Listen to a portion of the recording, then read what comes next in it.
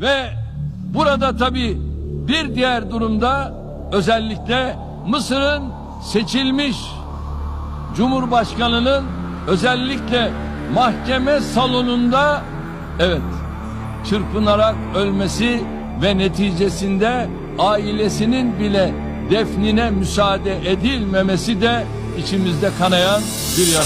Değerli delegeler, bugün dünyamızda adaletsizliğin en çok yaşandığı yerlerden birisi İsrail işgali altındaki Filistin topraklarıdır. Daha birkaç gün önce sokaktaki masum bir Filistinli kadının İsrail güvenlik güçleri tarafından alçakça öldürüldüğü görüntüler bile vicdanları harekete geçiremiyorsa artık sözün bittiği yerdeyiz demektir. İsrail neresi? Acaba bu İsrail'in toprakları nereleri kapsıyor?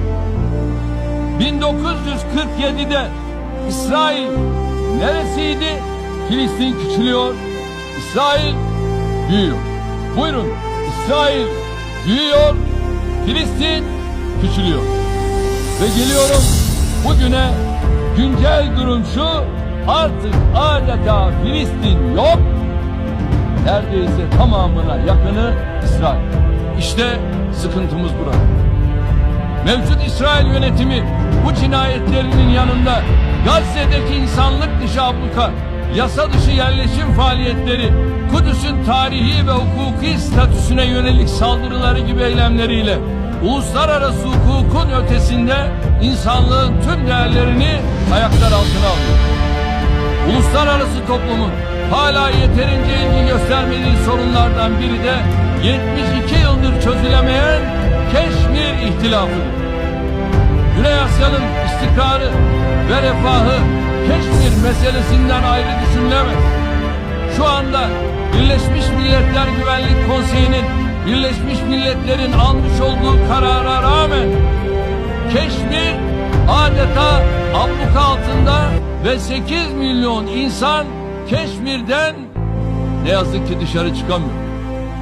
Keşmirlilerin Pakistanlı ve Hintli komşularıyla birlikte güvenli bir geleceğe bakabilmeleri için buradaki sorunun çatışma değil, adalet ve hakkaniyet temelinde diyalogla çözümü şart.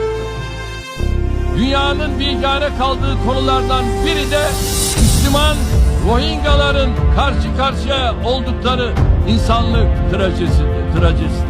Afganistan'da yaklaşık 40 yıldır kesintisiz süren işgaller, çatışmalar ve terör faaliyetleri küresel düzeyde sorunlara yol açmıştır.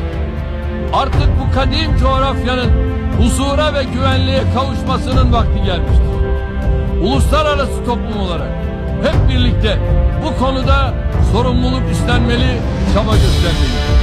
Değerli delegeler, günümüzde küresel barış ve huzura en büyük tehditlerden biri de ırkçı, yabancı düşmanı, ayrımcı ve İslam karşıtı eğilimlerdeki yükseliştir.